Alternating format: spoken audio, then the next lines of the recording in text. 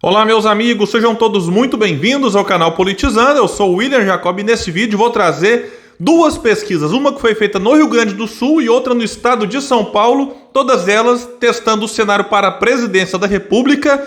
E como esse mesmo instituto fez um levantamento em maio, dá para a gente fazer um comparativo aqui e ver como que pode estar indicando aí algumas tendências, claro, segundo esse instituto, que vai trazer números bem diferentes aí de outros. Mas antes de falar desses números, eu quero pedir a sua ajuda para que se inscreva aqui no canal, ative as notificações. Se assistir esse vídeo, compartilhe, não custa nada. Deixa o like, deixa o dislike se não gostar, comenta. Tudo isso é muito importante para que o nosso trabalho chegue mais longe em mais pessoas. Pessoal, é o seguinte, eu vou falar aqui de dois levantamentos feitos pela Paraná Pesquisas. Eu acompanho nas redes sociais, muita gente, em especial quem se diz de esquerda, não gosta da Paraná. E aí aponta ali os motivos para isso e tal, porque nela normalmente Bolsonaro aparece bem melhor do que em outros institutos e o Lula bem pior. Mas aí muitos bolsonaristas não gostam, por exemplo, da Datafolha, em que Lula aparece melhor do que Bolsonaro. Independente disso, eu vou trazer para vocês aqui os números. Todas as duas pesquisas foram registradas no TSE. Eu acho que é necessário a gente repensar algumas coisas vinculadas a pesquisas.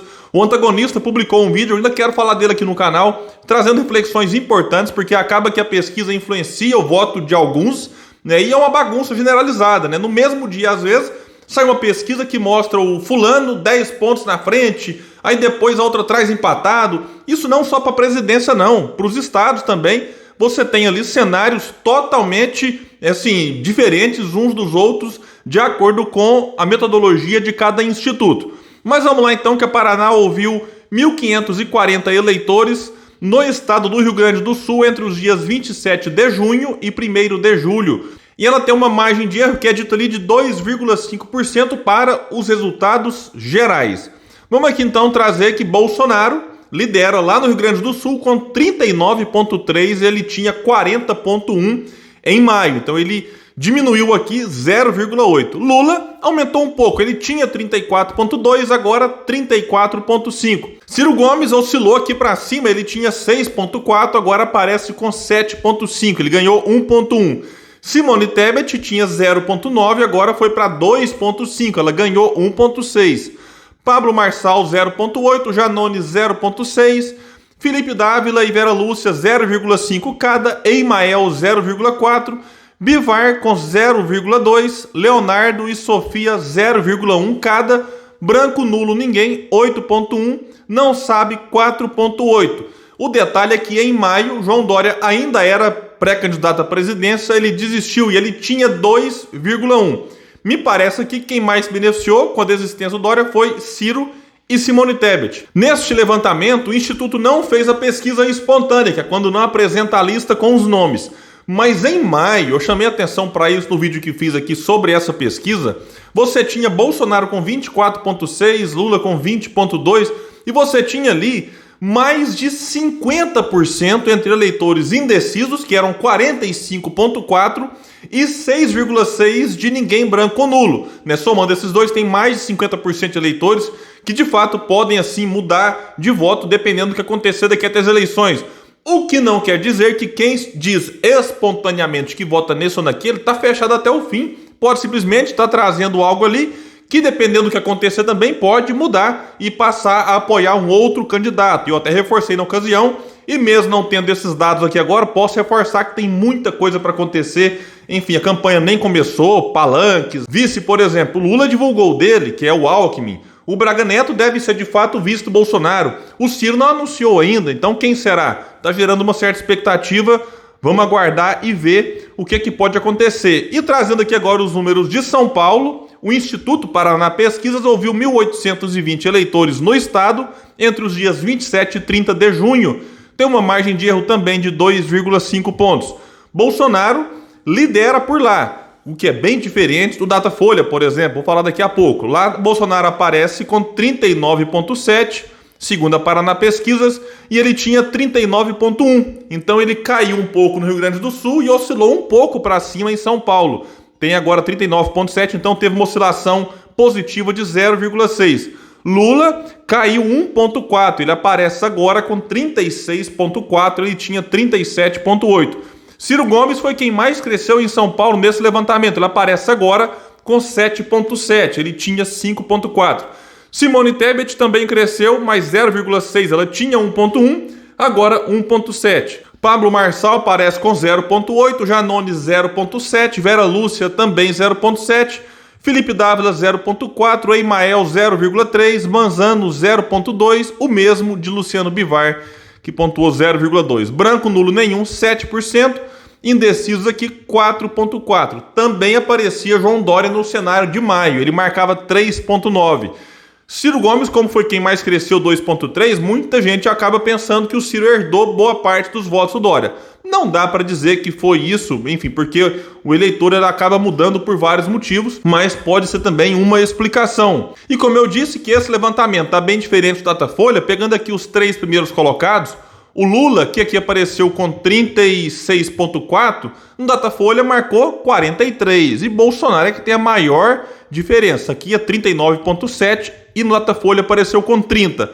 Ciro Gomes ficou praticamente igual, 8 no Datafolha e aqui 7,7. Esse instituto também não fez o levantamento da pesquisa espontânea no estado de São Paulo, mas em maio mostrava ali 44,9 de indecisos se não fosse apontado ali o nome dos candidatos. Então, é necessário a gente tomar muito cuidado para não se deixar influenciar por pesquisas, porque é uma coisa louca. Quando alguns lulistas observam que uma pesquisa pode beneficiar o Lula para falar naquela coisa do vamos fechar com ele para derrotar Bolsonaro no primeiro turno, aí eles divulgam ela de forma efusiva e tentam fazer esse terrorismo em eleitores de outros candidatos, em especial eleitores de Ciro Gomes. Não tem dado certo, porque o Ciro tem se mantido e tem resistido aos diversos ataques. Bom, pessoal, então, diante desses números que a gente tem para falar aqui é o seguinte: é muita diferença entre os institutos e qual que é o recado que a gente tem que ter? Não pode se deixar influenciar por pesquisa. Cada um tem que fazer a sua escolha, em especial no primeiro turno, baseado no que o candidato oferece. Eu tenho falado disso aqui sempre, mas todo tanto que repetir é pouco. Porque o que vai mudar o Brasil, o que vai transformar a vida das pessoas, são propostas, são ideias, são projetos, programas, e não simplesmente você votar num no primeiro turno só porque odeia o outro. Eu entendo que o governo Bolsonaro é uma tragédia. Não é questão de opinião pessoal, não. É só você olhar os números.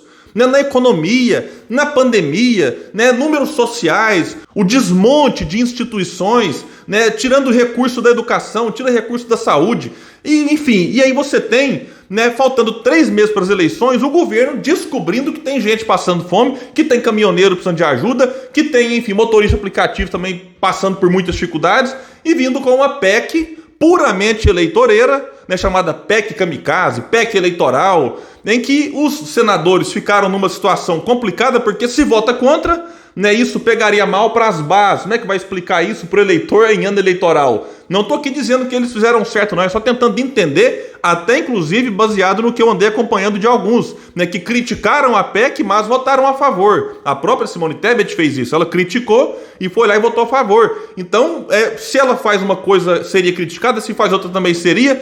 Então, talvez o STF faça uma correção, apesar que essa PEC vai ser aprovada ou reprovada na Câmara dos Deputados, mas tendo Arthur Lira no comando da casa e o Centrão, que tem acesso à maior parte da emenda de relator, que é uma excrescência que nós temos hoje, tal do orçamento secreto. Mas não é tão secreto assim. Olha, tenha certa paciência, independente se for totalmente secreto ou um pouco secreto, por que só 4% dessas emendas aproximadamente foram destinadas para a oposição? Então me parece que tem sim uma ideia de que você está praticamente, com o uso dessas emendas, comprando apoio lá no Congresso. E a Câmara dos Deputados, tudo indica, vai aprovar isso. Eu não duvido que com votos da oposição. Então a gente percebe que é um governo que está totalmente perdido. O Paulo Guedes vem falando que agora vai crescer, vai decolar, vai crescimento em V. Olha, se tivesse decolando, para que essa PEC? Se a vida das pessoas estivesse tão boa, para que essa PEC? Então isso aqui é quase que uma confissão da tragédia que é esse governo. E você que detesta o governo Bolsonaro, não tem que ficar agora achando que é o Lula que vai resolver, porque o Lula está fazendo uma campanha sem assumir compromisso. E se ele ganhar, e não fizer as transformações que o Brasil precisa, teremos em 2026 que lidar com outro, né, tipo de Bolsonaro, talvez o próprio, se esse não for parar na cadeia, porque crimes para isso tem aos montes.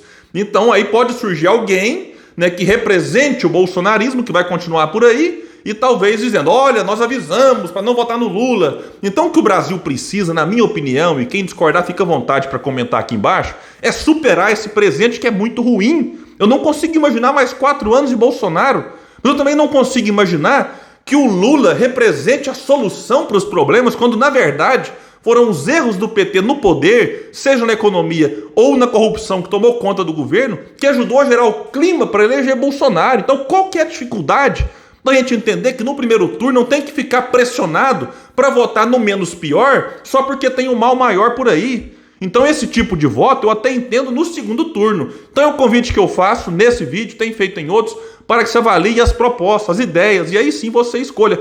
Se esse candidato não for para o segundo turno, aí sim lá você faz a escolha daquele que você achar o mal menor. Pessoal, então é isso, eu fico por aqui. Quem puder, compartilha esse vídeo, vamos trazer mais pessoas para o canal Politizando, porque nesse espaço a gente luta por um Brasil melhor. Até mais, pessoal!